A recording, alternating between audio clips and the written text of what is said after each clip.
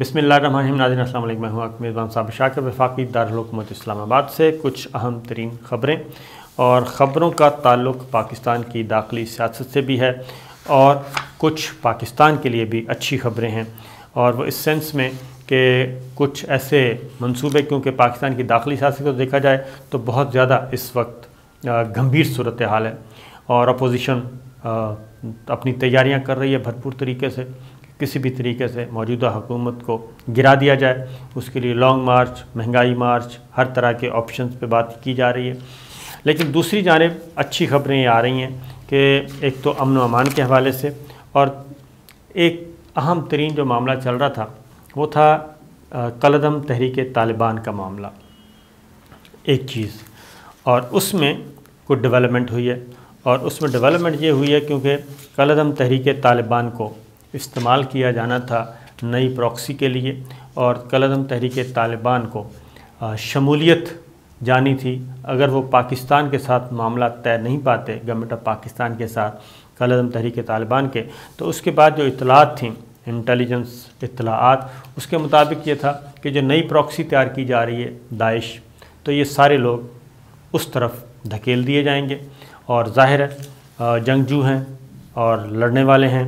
शिद्दत पसंद हैं, सब कुछ कर सकते हैं। तो अगर इनको स्पेस ना मिली तो ऐसी सूरत में दाइश को मजबूत किया जाएगा उधर। और फिर जो अफ़गान हुकूमत के साथ बातचीत की गई थी, अफ़गान हुकूमत की तरफ से भी ये पाकिस्तान पे बात कही गई, उनकी तरफ से भी ये तजवीज़ आई कि आप सबको एक ही लाठी से मत हाँकें, बल्कि जो जिनके साथ मामला पाए जा सकते हैं उनके साथ मामला हल कर लेने चाहिए। तो इसकी एक कोशिश शुरू हो गई थी। जिस तरीके से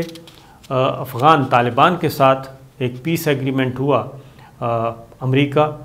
और अफ़गान तालिबान के दरमियान, उसी तरह की एक कोशिश हो रही थी कि कलअदम तहरीक तालिबान के साथ भी जंग बंदी की बात की जाए, और उनके लिए भी आम मुआफ़ी का ऐलान किया गया था। उसमें वज़ीर आज़म इमरान ख़ान का ये इनिशिएटिव था और वो बातचीत बढ़ी, और साथ हमारे जो सिक्योरिटी इदारे हैं वो भी इसमें थे। अफ़गानिस्तान में बातचीत हो रही थी, मुज़ाकरात के कई दौर हुए, और उसमें अब जो चीज़ सामने आई है पहली, वो हुई है कि मफ़ाहमत की तरफ बढ़ रहे हैं कलअदम तहरीक तालिबान भी और गवर्नमेंट ऑफ पाकिस्तान भी, दोनों बढ़ रहे हैं। और ये तकरीबन 2 दहाइयों से ये लड़ाई लड़ी जा रही थी। 9/11 के बाद पाकिस्तान के अवाम ने, पाकिस्तान की फ़ोर्सेस ने भी बहुत नुकसान उठाया, और कलअदम तहरीक तालिबान ने भी उसके जवाब में पाकिस्तानी फ़ोर्सेस ने भी भरपूर तरीके से ऑपरेशन किए, उनको भी यहाँ से धकेला। अब जो चीज़ आ रही है, ये वज़ीर आज़म इमरान ख़ान ने बताया था और इसका बरमला इज़हार किया था कि कलअदम जमात के साथ हम बातचीत के लिए तैयार हैं। इसमें अफ़गान तालिबान की क़यादत जो है वो भी फैसिलिटेशन का किरदार अदा कर रही थी, उन्होंने फैसिलिटेट किया, और अफ़गानिस्तान के मुख्तलिफ़ मुकामात पे बराह रास्त बातचीत भी हुई। और अब उसका ये नतीजा निकला है कि जंग बंदी का नाम दिया जा रहा है कि 1 माह के लिए आर्ज़ी जंग बंदी की जाएगी, और इस दौरान हमले बंद कर दिए जाएंगे एक दूसरे पे, और बातचीत के ज़रिए आगे बढ़ाया जाएगा। अब इसमें हैं कुछ इख्तलाफात थे, और इख्तलाफात ये थे कि ज़ाहिर है जो आम माफ़ी उन्हीं को होनी है जो आईन पाकिस्तान के ताबे रहकर और रिट ऑफ गवर्नमेंट को तस्लीम करें, रिट ऑफ पाकिस्तान को तस्लीम करें, उसके ताबे रह के जो कलअदम तहरीक तालिबान की क़यादत है वो तैयार है, तो वेल एंड गुड। और दूसरा एक और चीज़ थी, फिर ये था कि आम मुआफ़ी ऐसे लोगों को नहीं दी जाएगी जो कि नॉमिनेटेड हैं, जैसा कि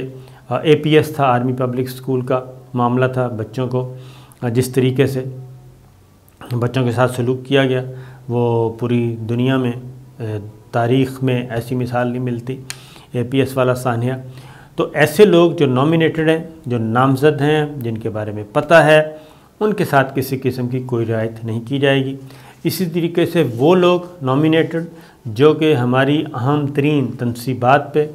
حملہ کر چکے ہیں اور پاکستان کو معلوم ہے، پاکستان کے اداروں کو معلوم ہے، ان کے ساتھ کوئی رعایت نہیں۔ پھر کافی لوگ پاکستان کی تحویل میں ہیں اور قید و بند کی زندگی جو ہے وہ گزار رہے ہیں، پاکستان کی تحویل میں۔ ان میں تھا کہ سب کو رہا کیا جائے گا، تو اس پہ اختلاف تھا۔ اب یہ ہے کہ شاید سب کو تو رہا نہ کیا جا سکے، ان کو کیس ٹو کیس جائزہ لیا جائے گا اور کیس ٹو کیس جائزہ لینے کے بعد اگلا مرحلہ طے کیا جائے گا۔ ہو یہ رہا ہے، اب یہ صرف جو ہے کالعدمیت والی بات، اور اگر ہم نے عسکریت اور اس کو ختم کرنا ہے تو یہ چیز موجود ہے، کیونکہ اس وقت حالات جو ہیں خطے کے کافی چینج ہو رہے ہیں امن و امان کے حوالے سے، خاص طور پہ افغانستان سے جب سے انخلا ہوا ہے اس کے بعد سے لے کے اب تک، اور اس وقت جو ایک ریجنل بلاک بننے جا رہا ہے بلکہ بن چکا ہے، اس کا بھی تقاضا یہی ہے، کیونکہ پاکستان نے اگر ترقی کرنی ہے تو وہ کہتے ہیں کہ سی پیک کو کامیاب کروانا ہے، سی پیک کے بعد بیلٹ اینڈ روڈ انیشیٹو ہے، اس کو آگے بڑھنا ہے۔ پھر پاکستان کے پاس بھی بہت زیادہ معدنی وسائل موجود ہیں اور معدنیات موجود ہیں، زیر زمین اللہ کے دیے ہوئے بہت سارے ذخیرے موجود ہیں، اور یہ جو ہم پھر رہے ہیں بھیک مانگتے ہوئے، کبھی ڈیفر پیمنٹ پہ فلاں ملک سے، کبھی فلاں ملک سے، یہ جو آئل کی قیمتیں بڑھ جاتی ہیں، پیٹرولیم پرائسز، یہ سارا کچھ، یہ سب کچھ پاکستان کی سرزمین میں موجود ہے، زیر زمین تمام ذخائر موجود ہیں، ہر طرح کے، گیس کے بھی ہیں اور پٹرول کے بھی ہیں، اور آپ کے پاس سونا بھی ہے، تانبا بھی ہے، یعنی کہ کوئلہ بھی ہے، ہر چیز ہے، بے شمار ہے، تو ان کو بھی یوٹیلائز کرنا ہے، لیکن وہ سارے ان لڑائی جھگڑوں کی وجہ سے آپس میں معاملات خراب ہو رہے ہیں، تو لہٰذا یہ ایک ڈیولپمنٹ ہوئی ہے، اور افغان طالبان اور سینئر پاکستانی ثالثوں کے ساتھ براہ راست جو ہچکچاہٹ تھی وہ سنا ہے کہ ختم ہو رہی ہے، اور اس پہ اب بات آگے بڑھ رہی ہے۔ یہ ایک خبر تھی، میں نے کہا آپ سے شیئر کر لوں۔ اس کی وجہ یہ ہے کہ جو معاملات ہیں، مثلاً TAPI, Tajikistan, Afghanistan, Pakistan, India gas pipeline ہے، پھر روس کے ساتھ گیس پائپ لائن ہے، پھر ازبکستان، وسط ایشیائی ریاستوں تک تجارت کا معاملہ ہے، تو اس میں اگر ہمارے گوادر کو آپ نے مکمل طور پہ فعال کرنا ہے اور یہ سارے کام اگر کرنے ہیں تو پھر ضروری ہے کہ ایسے عناصر جن کو غیر ملکی انٹرنیشنل پلیئرز جن کو استعمال کرتے ہیں اور جن کو دکھا کے ہمیں ڈراتے ہیں یا ہمیں پریشان کرتے ہیں، ان کے ساتھ معاملات طے کیے جائیں۔ تو لہٰذا اسی وجہ سے یہ سارا کچھ سوچا گیا، ریاستی سطح پہ سوچا گیا، اور اب اس میں یہ ڈیولپمنٹ ہو رہی ہے۔ ایک ساتھ اور بتا دوں کہ ازبکستان سے براہ راست افغانستان تجارت کا آغاز بھی ہو چکا ہے، ترکی کے ساتھ ہو چکا ہے بائی روڈ وایا ایران،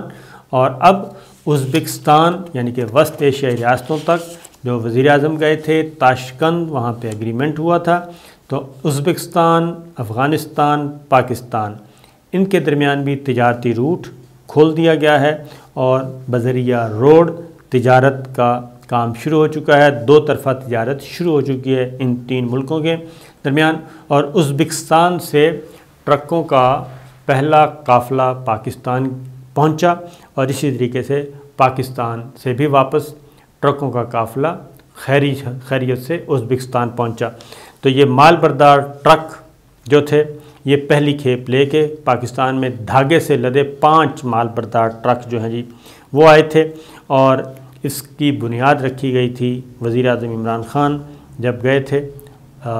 تاشقند، اس میں اتفاق سے میں بھی ادھر کوریج کے لیے موجود تھا، DGI لیفٹیننٹ جنرل فیض حمید ادھر تھے، جس میں اشرف غنی کے ساتھ آخری بار ٹاکرا ہوا تھا پرائم منسٹر عمران خان کا، جس میں انہوں نے الزام تراشی کی، اور اس کے بعد تلخ کلامی بھی ہوئی جب 1 on 1 ہوئی، اور اشرف غنی صاحب کا گلاس جو ہے وہ اتنی اس حد تک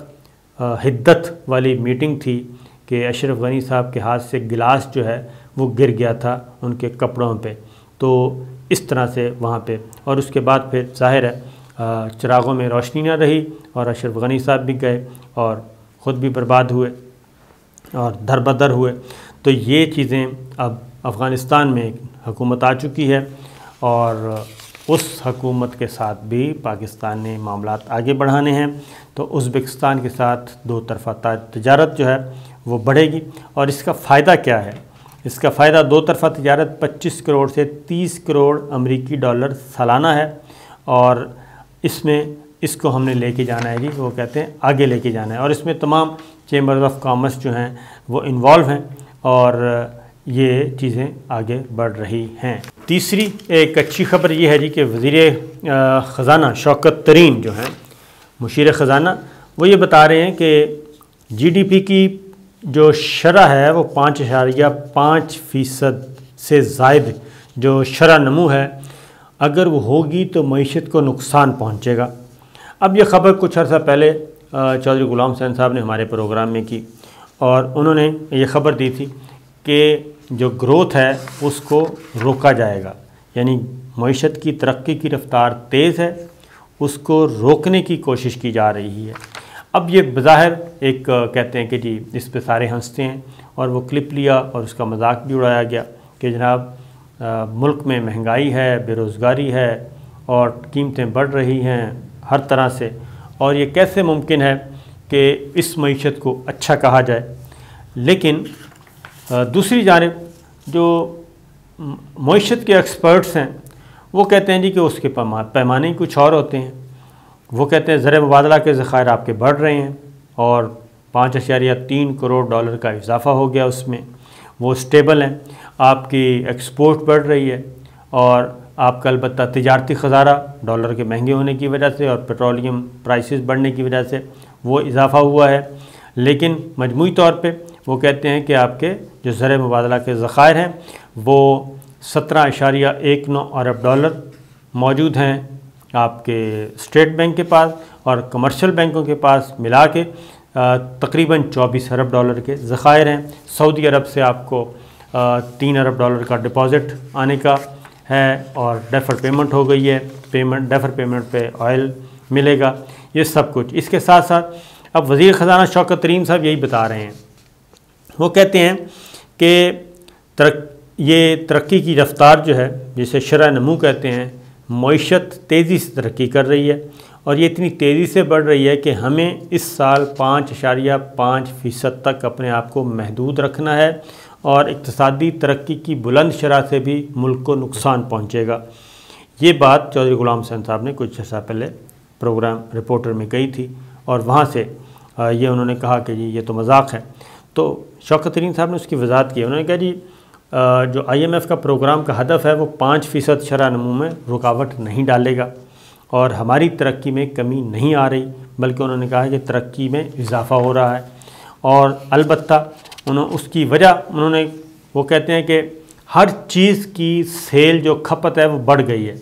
اور بجلی آپ کی زیادہ کھپت ہے مہنگی ہونے کے باوجود، پیٹرولیم مصنوعات کی کھپت زیادہ ہے مہنگا ہونے کے باوجود۔ اسی طریقے سے وہ کہتے ہیں جو خریداری ہو رہی ہے، لوگ جو چیزیں خرید رہے ہیں، موٹر سائیکل، ٹریکٹر، ٹرک، بسیں، کاریں، ہر چیز، اور زرعی آلات، وہ زیادہ خریداری بڑھ گئی ہے، اور اس سے بھی